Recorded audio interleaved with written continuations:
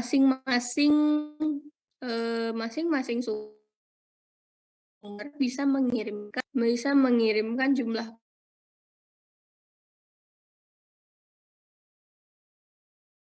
produk sebesar, 40 atau karena, sebenarnya harus tepat ya, harus harus, seimbang seperti itu ya, agar tidak terjadi biaya-biaya yang lainnya. Cuma di sini untuk perhitungan awal masih masih bisa dikondisikan untuk jumlah, permintaan. Jadi intinya jumlah permintaan di masing-masing tujuan itu tidak boleh, kurang. Jadi harus, dipenuhi, ya minimal sama gitu, kalau lebih nggak apa-apa, yang penting permintaan dari masing-masing, tujuan itu terpenuhi, seperti itu ya. Ini, perlu diketahui dulu, rumusan pemrograman linier untuk masalah transportasi, oke? Jadi ada fungsi tujuannya seperti apa, karena kita ingin meminimumkan biaya, biaya yang dikeluarkan untuk masing-masing dari tujuan mana itu dikalikan dengan jumlah produk yang dikirimkan. Lalu ada pembatasnya, jumlah produk, dari dari masing-masing sumber, jumlah produk yang dikirimkan itu tidak boleh, kurang dari, mmm, pasokan dari masing-masing gudang gitu ya atau sumber. Dan juga tidak boleh kurang dari, masing-masing, permintaan di masing-masing tujuan, seperti itu. Nah, ini ilustrasinya. Nih, kalau misalnya ada tujuan 1 sampai N, jadi di sini, kita bentuk jaringannya. Jadi dari sumber 1 ke tujuan 1, sumber 1 ke tujuan 2, hingga seterusnya sampai N, dan untuk semua sumber kita lakukan, hal yang sama ya. Lalu dari masing-masing jaringan ini ada biaya-biaya yang dikeluarkan gitu ya. Nanti kita akan mencari nih, biaya biaya yang paling minimum gitu ya, dengan mengirimkan dari sumber mana, tujuan mana gitu ya, agar, si permintaan tetap terpenuhi dan juga pasokannya atau supply-nya juga bisa bisa terkirim dengan tepat, seperti itu. Nah, di sini ada,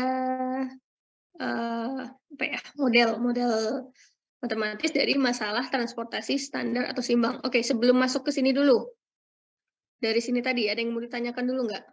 Di sini kan ada, ya sekilas masalah, model matematis ya.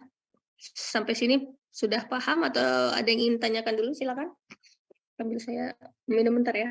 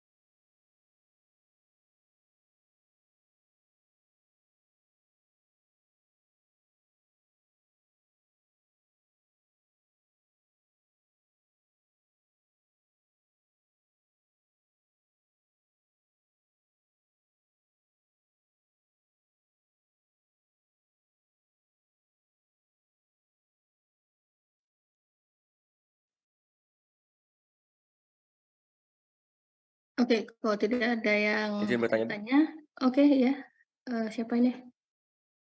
Bisa, bisa oke. kok. Hmm, Untuk yang pembatas kedua itu, mhm. yang berubah itu I-nya atau J-nya, Bu?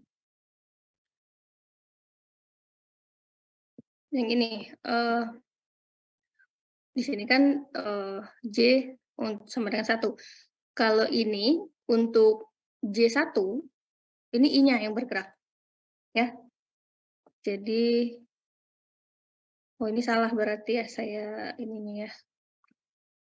Oke, terima kasih Isa, ini salah saya, menjabarkannya. Harusnya di sini,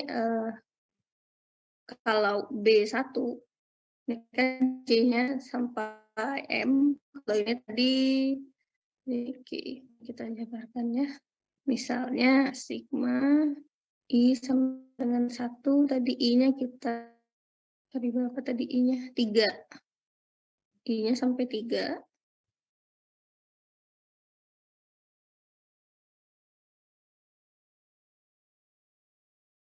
Maksudnya jadi masing-masing yang dikirim ke kita ambil 1 ya.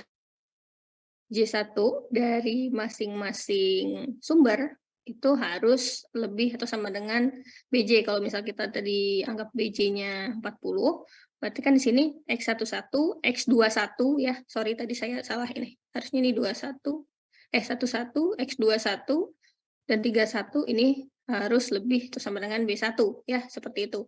Berarti di sini J-nya yang bergerak. Ya, untuk J1, J-nya yang bergerak.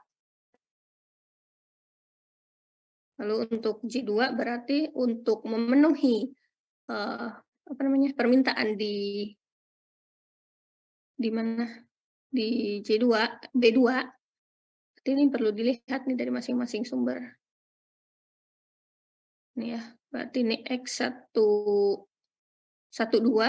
X22, X32.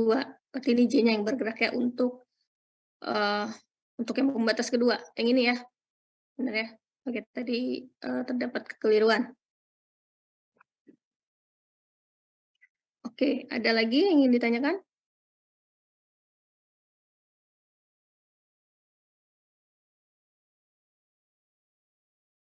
Oke, kalau tidak ada kita masuk ke gimana Isa? Udah terjawab? Oke, saya yang keliru tadi ya. Ini untuk pembatas kedua. Sudah, Bu. Terima kasih, Bu. Oke, oke, kalau sudah kita lanjut ke masalah transportasi standar atau seimbang. Jadi di sini nanti ada beberapa model. Di sini ada masalah yang mana jumlah pasokan dan jumlah permintaan itu sama, seimbang, ya. Jadi nanti kalau terdapat masalah transportasi standar atau seimbang, modelnya nanti akan seperti ini. Fungsi tujuan masih tetap sama seperti tadi, hanya saja di pembatas ini akan berubah tandanya. Yang tadi ini kurang dari, yang ini lebih dari akan berubah jadi sama dengan. Karena jumlah pasokan dan jumlah permintaan itu sama banyak ya, sama rata. Kalau misalnya di gudang sumber 1, sumber 2, sumber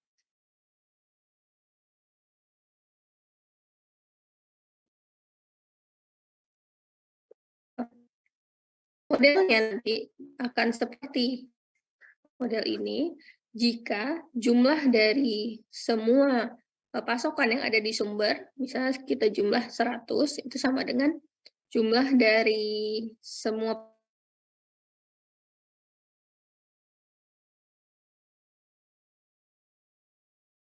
dari masing-masing toko atau retailer atau tujuan atau apa jumlah tujuannya sama, bernilai sama, maka kita akan menggunakan model seperti ini. Fungsi tujuan tetap sama, hanya di pembatasnya. Pembatasnya akan kita ganti nilainya menjadi sama dengan ya. Sama dengan seperti ini. Ini untuk masalah transportasi standar atau seimbang. Lalu bagaimana untuk yang tidak seimbang?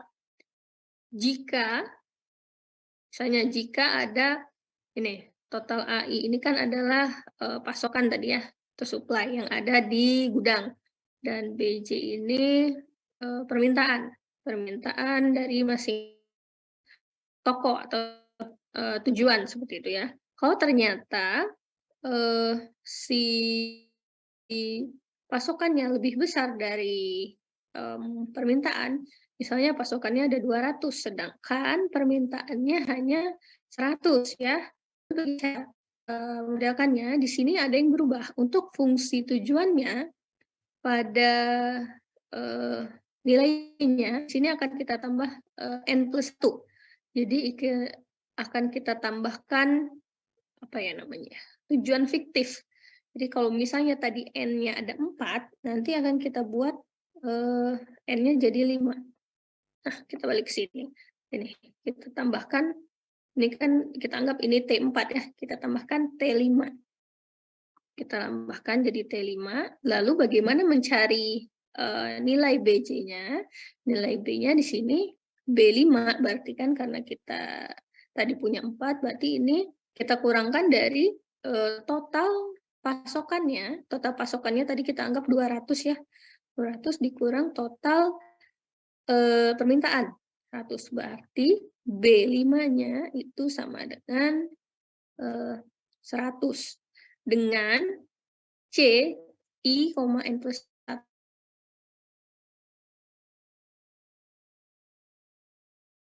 Jadi walaupun tetap kita tambahkan, si fiktif ini tadi, dia tidak akan mempengaruhi biaya, karena biaya kita tetapkan 0. Jadi seperti itu, dia agar tidak, apa ya, tidak terjadi ini di kelebihan pasokan. Jadi agar semua pasokan itu tetap ter-deliver. Cuma untuk komponen biaya dia tidak akan berpengaruh. Jadi nanti akan kita tambahkan, tujuan fiktif dengan permintaan, B N+1-nya adalah selisih dari total pasokan dikurangi selisih total pasokan dengan total permintaan. Oke, ini untuk masalah tak seimbang yang pertama, jika kondisinya total pasokan lebih besar dari, permintaan. Oke, ini kalau total pasokan lebih besar dari permintaan. Jadi kan nanti di sini, ini kita anggap tadi 5, berarti nanti jadi C11, X11, C12, X12, C13, X13, C14, X14, ditambah C15, X15. Sorry. Ditambah nih C21, X21, dan seterusnya ya, sampai, berarti sampai tadi berapa? 4 ya. C45, X45. Nah, untuk, C, I, N+1, ini pasti akan nilai 0. Jadi berapapun yang ada, angka 5-nya ini, yang tadi tujuan fiktif akan bernilai 0. Ini nanti akan bernilai 0, ini 0, berarti C25 nanti nilainya 0, C35 nilainya 0, C4 nilainya 0. Maka dia tidak akan diperhitungkan, agar tetap bisa dicari solusinya, seperti itu ya. Ini untuk kondisi pasokan lebih dari permintaan. Lalu sebaliknya, kalau pasokan itu kurang dari permintaan, maka kita juga perlu menambahkan tujuan fiktif lagi dengan, ini salah ya, ini harusnya I sama dengan M+1. Kalau jumlah pasokannya kurang dari, jumlah permintaan, berarti yang harus kita tambahkan adalah, sumber fiktif ya, sumber fiktif. Sini kalau tadi S-nya ada 3, sorry 3 tadi ya. Oh 4. Oke, kita tambahkan si sumbernya, kita tambahkan 1. S4 ini tadi T1, T2, T3, T4 dengan, C-nya ini kemanapun dia kita kirimkan, nilainya akan selalu 0 untuk biayanya ya. Jadi ini juga, sorry ini salah, ini harusnya A M+1 itu sama dengan selisih dari permintaan dikurangi pasokan. Misalnya kita balik nih, ternyata permintaannya tadi 200 dari semua tujuan, tapi pasokannya hanya 100 ya. Jadi di sini untuk AM+1-nya, berarti ini 4 ya. A4 sama dengan 200 dikurang 100. Berarti ini ada 100. Oke ya. Nah, jadi nanti di sini akan kebalikan dari model yang kedua ini. Jadi nanti di sini kalau pasokan lebih dari permintaan, kita akan menambahkan tujuan fiktif dengan biaya yang dikeluarkan itu bernilai 0. Tapi kalau pasokan kurang dari permintaan, maka kita akan menambahkan sumber baru, sumber fiktif agar dapat terpenuhi itu ya permintaan yang diminta gitu ya, agar dapat terpenuhi, tetapi biaya yang dikeluarkan itu adalah 0 untuk yang berasal dari sumber fiktif tadi, seperti itu ya. Oke, di sini ada 3 model. Jadi untuk memodelkan dari masalah, ini kita tahu nih ada masalahnya seperti ini narasinya, seperti itu kan. Lalu kita lihat apakah masalah yang kita temui ini merupakan masalah transportasi standar atau seimbang, yang mana jumlah pasokan sama dengan jumlah permintaan, atau masalah kedua, di mana jumlah pasokannya lebih besar dari permintaan, atau yang ketiga, jumlah pasokannya lebih kecil atau kurang dari permintaan. Nah, ini juga jangan sampai salah memodelkan seperti itu ya. Kalau salah memodelkan, otomatis penyelesaian berikutnya, solusi yang diperoleh itu bukan solusi yang baik gitu ya. Jadi kita perlu paham dulu nih memodelkan permasalahan yang kita temui ke dalam model matematisnya. Ini perlu diingat ya.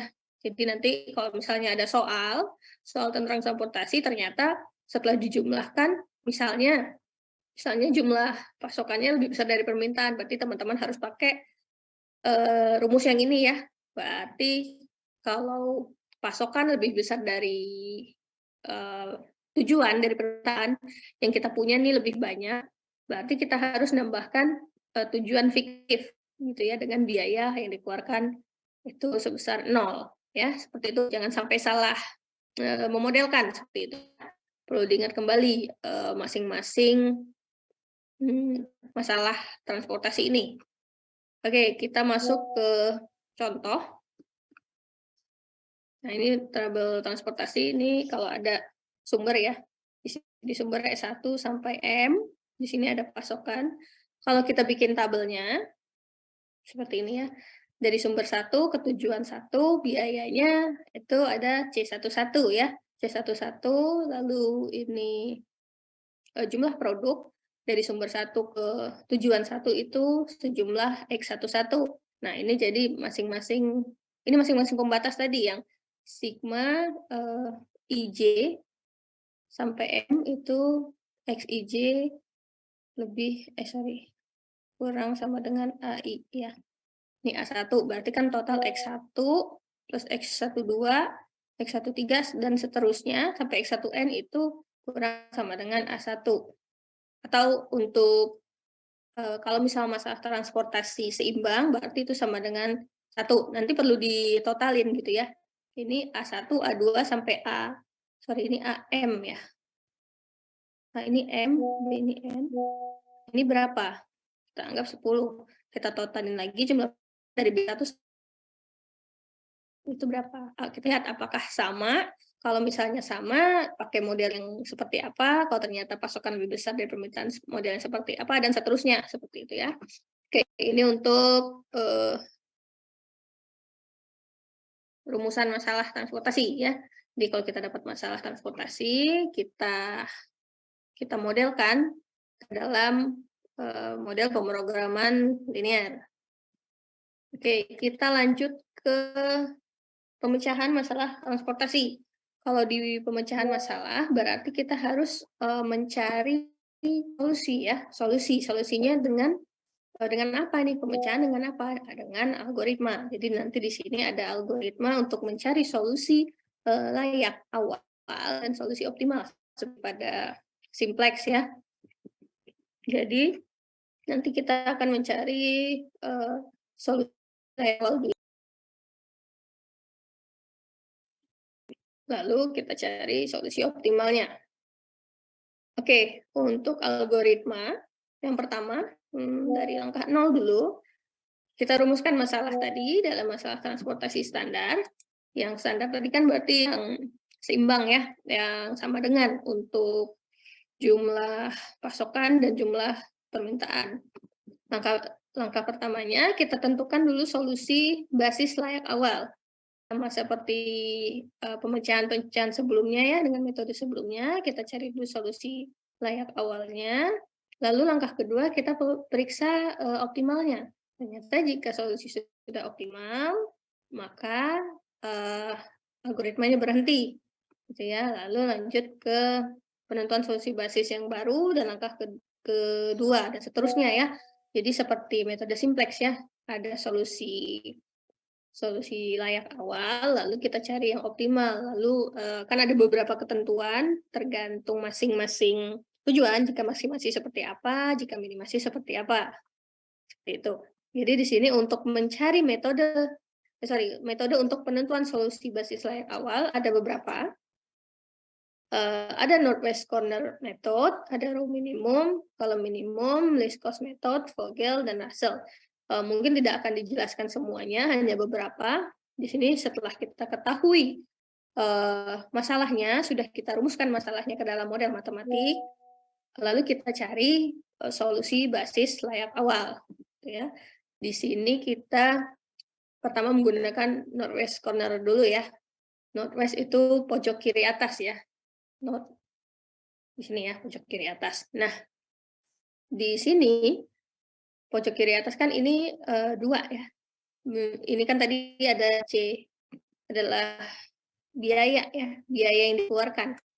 Berarti ini C11. Oh, kita lihat dulu nih, si ininya udah sama belum? Ini tadi kan B ya, BJ. Ini A. Kita lihat nih, apakah sudah sama? Ini 15, sama ya 15. Sama 15. Oke. Pertama pojok kiri atas 2, biaya yang dikeluarkan 2. Ternyata permintaan pada ini kita anggap pasar aja ya tadi. Ini pasar 1, pasar 2, pasar 3, pasar 4. Ini gudang 1, gudang 2, gudang 3. Lihat, permintaan pada pasar 1 itu sebesar 4. Sedangkan pasokan dari sumber 1 itu sebesar 3.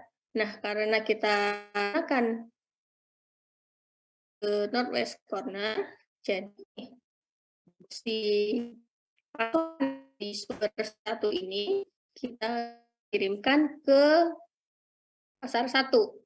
Pasar 1. Ya, berarti di sini kita masukkan ke sini 3. Ini habis. Berarti di sumber 1 sudah tidak ada lagi pasokan yang bisa dikirimkan. Sedangkan permintaan di pasar 1 sudah terpenuhi 3, berarti tinggal 1. Berarti di pasar 1 masih perlu dikirimkan lagi sebesar ya, satu satuan produk. Di sumber 1 sudah habis. Kalau sumber 1 sudah habis, berarti dia tidak akan bisa mengirimkan lagi di sumber 1. Sudah kita tanda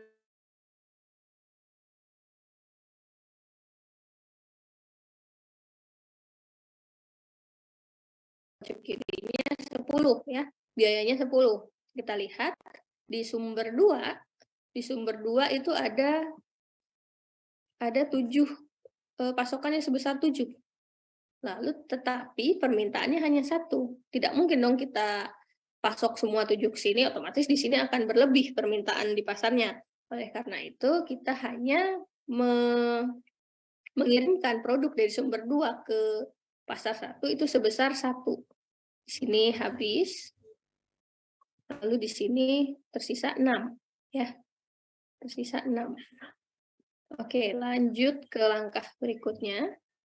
Karena permintaan di pasar 1 sudah dipenuhi semua, tadi kan permintaan 4 ya di awal ya. Sebentar ada yang bocor ini. Oke, permintaan di pasar satunya sudah terpenuhi semua. Lalu kita lanjut ke pojok kiri ini sudah kita coret. Kita coret aja ya, kita kasih warna ini. Lalu kita lihat pojok kiri berikutnya. Di sini ada biayanya sebesar 8. Kita lihat di sumber 2 ada sebesar pasokan 6, tetapi permintaannya hanya 3. Jadi kita permintaan di pasar 2 bisa kita penuhi sebesar 3. Jadi di sini permintaannya sudah terpenuhi semua, jadi 0, di sini jadi 3 ya. Jadi 3. Di sini udah kita coret. Kita lanjut sini ya. Ini kita tandai yang ini karena permintaan sudah terpenuhi semua. Di sumber 2 masih ada pasokan sebesar 3. Sumber 3 masih ada pasokan 5. Kita lihat lagi di pojok kiri atasnya, karena yang masih bisa kita kerjakan hanya 4 kotak ini, kita lihat biayanya itu 5, berarti ini C23 ya. C dari sumber 2, tujuan 3, sebesar 5. Lalu kita lihat ternyata permintaan dari pasar 3 ini itu sebesar 4. Tetapi pasokan dari sumber 2 hanya 3. Berarti dari sumber 2 hanya bisa memenuhi sebesar 3 produk untuk pasar 2. Ini habis, jadi 0, ini masih tersisa 1. Oke, ini oke, berarti ini habis ya. Nanti ya kita lihat di bawah. Oke, ini tanda ya. Ini udah dari sumber 2 dan sumber 1 dan sumber 2 sudah habis semua pasokannya. Tetapi di pasar 3 dan pasar 4 masih punya permintaan. Kita lihat lagi dari pojok kiri ya, pojok kiri atas. Karena tersisa hanya 1 row ini, 1 baris ini. Kita lihat permintaan di pasar 3 1, pasokan dari sumber 3 ada 5. Berarti kita penuhi 1 di sini. Permintaan di pasar 3 habis, sisanya ini 4.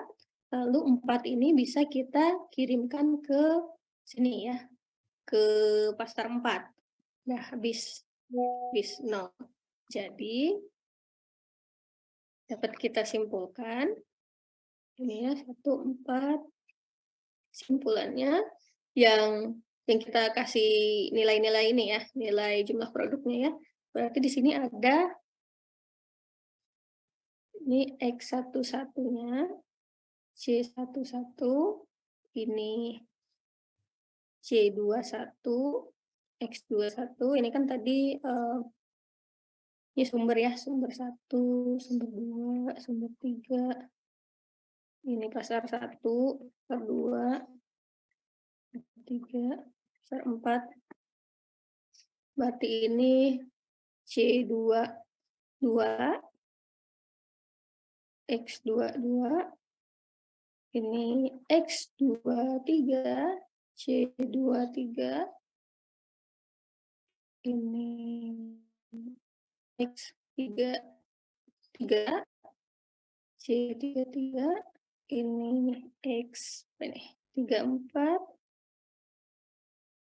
34 ya.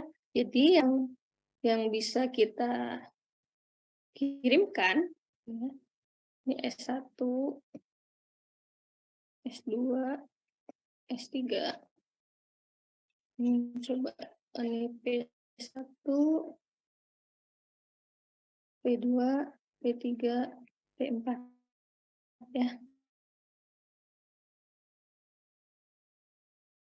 Ini ke pasar 1. Lalu sumber 2 juga mengirimkan ke pasar 1 ya. Di sini lihat ke atas lagi. Jumlah permintaannya sebesar 3. 4 permintaannya.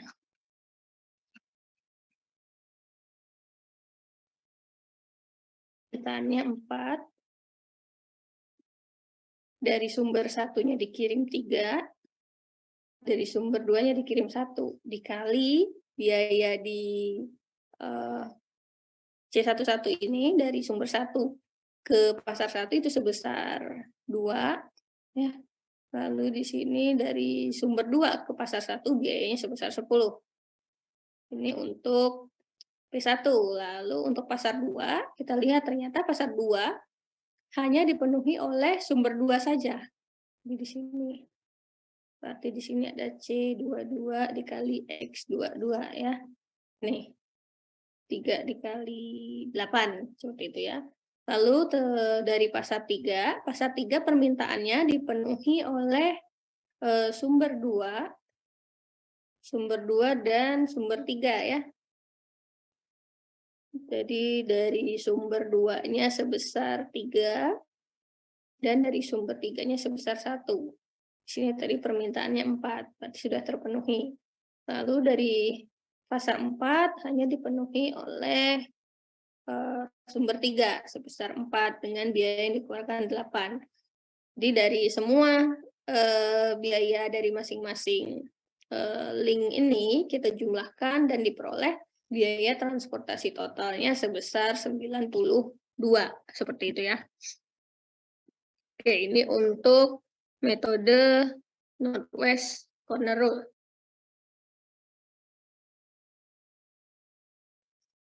Sampai sini paham? Atau ada yang ingin ditanyakan dulu?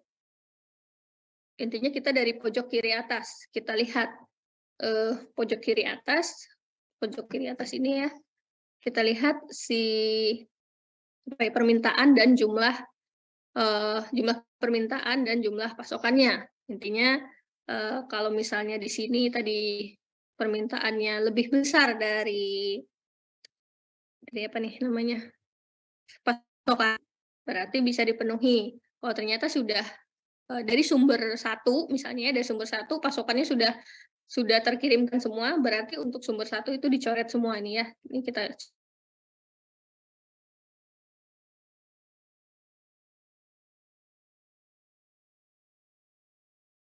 pengerjaannya dan seterusnya sampai semua pasokan dan jumlah permintaannya bernilai 0, seperti itu ya. Oke, masih ada yang belum paham? Ada yang ingin ditanyakan dulu sebelum masuk ke metode berikutnya? Jadi kalau misalnya dia tidak dipilih ya, yang masih putih-putih ini kan yang kuning ini berarti dia terjadi proses pengiriman di situ, terjadi biaya yang dikeluarkan. Kalau yang lain ini kan adanya produk yang dikirimkan. Jadi kan yang kuning-kuning ini ternyata dari sumber ini mengirimkan sebesar X produk ke pasar 1, pasar 2 dan seterusnya. Ini yang enggak ada ini berarti tidak akan diperhitungkan. Berarti nilai X-nya akan bernilai 0. Jadi dia tidak akan memberikan biaya apa-apa, seperti itu ya. Oke, kalau tidak ada yang ingin ditanyakan, kita masuk ke metode berikutnya, yaitu least cost rule. Least cost di sini kita cari biaya terkecil dari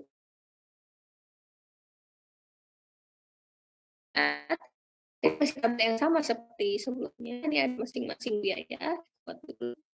Sumber 1, sumber 2, sumber 3, pasar 1, pasar 2, pasar 3, pasar 4. Ini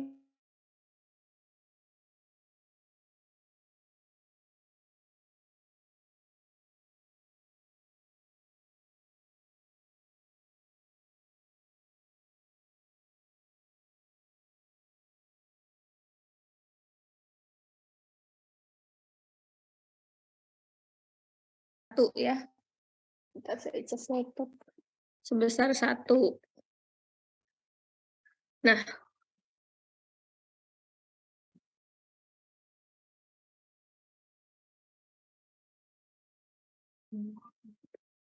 bisa kelihatan ya. Oke, lanjut. Di sini pasar 1, pasar 1, pasar 4, dia punya permintaan sebesar 4.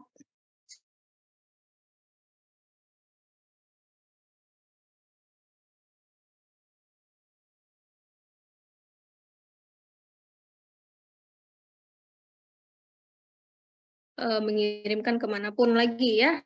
Nih, kita lihat. Ini dari baris pertama, dari sumber pertama.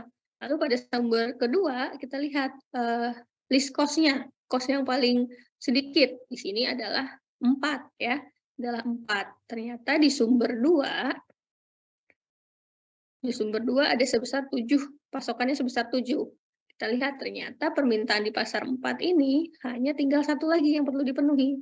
Jadi kita hanya bisa mengirimkan, hanya boleh, bukan hanya bisa, hanya boleh mengirimkan 1 produk ke pasar 4 ya. Berarti di sini kurang 1 jadi 6. Berarti permintaan di pasar 4 sudah terpenuhi semua. Kita coret semua ini ya. Coret. Sudah terpenuhi semua. Ini jadi 0. Oke, lanjut ke langkah berikutnya. Pasar 4 tadi sudah terpenuhi semua. Ini P1, P2, P3, P4. Kita cari lagi nih dari baris yang sama tadi, cost paling kecil itu ada 5 ya, ini kan cost-nya 10, 8, 5, kan yang paling kecil adalah 5. Kita lihat ternyata di pasar 3 ini permintaannya sebesar 4, tapi kita masih punya pasokan 6 nih dari sumber 2. Dari sumber 2 berarti di sini bisa kita penuhi 4 untuk produk yang dikirim ke pasar 3. Ini jadi habis 0, ini tersisa 2 ya, tersisa 2. Tersisa 2, lalu kita lanjut ke langkah berikutnya. Oke, belum dicoret. Berarti ini habis ya.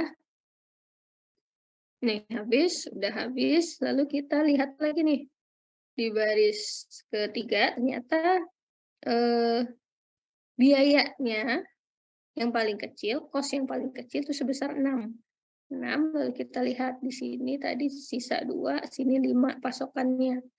Ternyata di pasar 2 itu bisa dipenuhi semua ya oleh sumber 3. Ini kita taruh 3. Di 0, ini tersisa 2. Oke, kita lihat sini masih tersisa 2, sini 2 lagi. Kita lanjut lagi ke langkah berikutnya.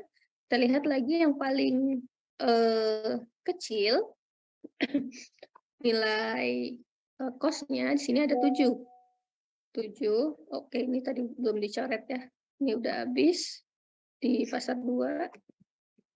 Sini 7 kita lihat si pasokan dari sumber 3 masih ada 2, permintaan dari pasar 1 4. Berarti ini kita hanya bisa memenuhi dari sumber 3 sebesar 2. Ini habis jadi 0, di sini jadi 2.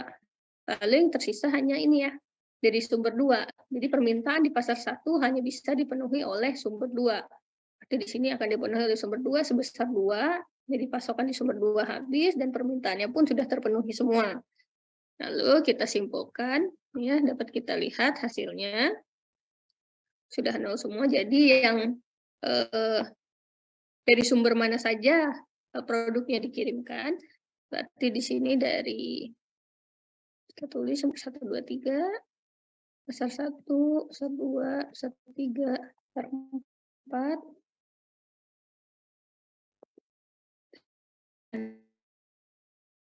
14 sebesar 3 di C dengan biaya C14.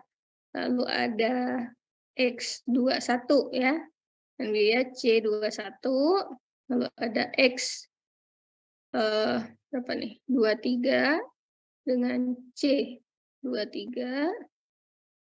Lalu di sini X 24 dengan C24.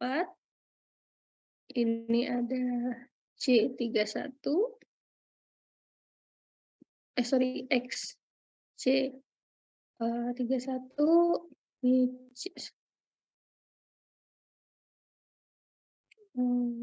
C32 dengan X32. Kita kalikan jumlah produknya dengan total biayanya seperti pada fungsi tujuan. Tujuan kan sama dengan 1 sampai 3, karena ini M-nya 3, J sama dengan 1, 4 ya, N-nya 4, CIJ kali XIJ. Kan yang punya nilai hanya yang diwarnai kuning ini ya. Jadi kita kalikan, diperolehlah biaya transportasi totalnya sebesar 79. Oke, ini untuk metode risk cost rule. Oke, coba dipahami dulu ya, saya izin sebentar.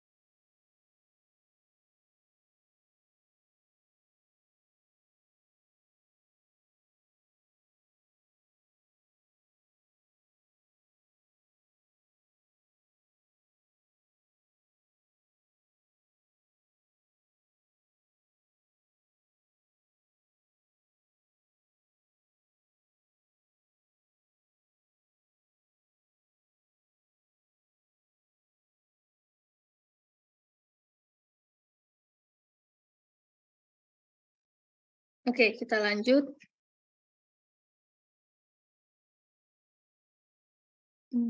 Tadi sudah 2 metode ya, ada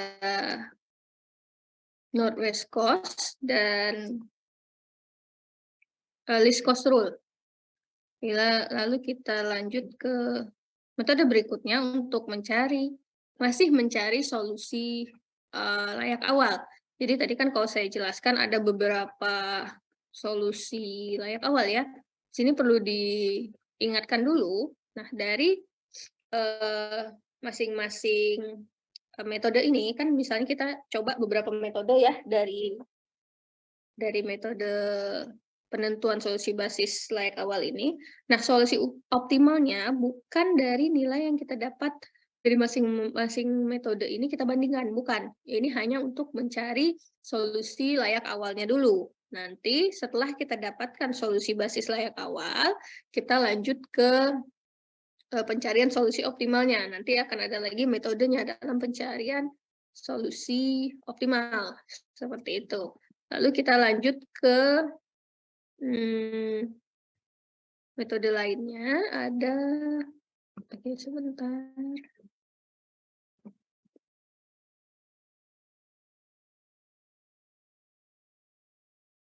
Oke, saya share ulang lagi.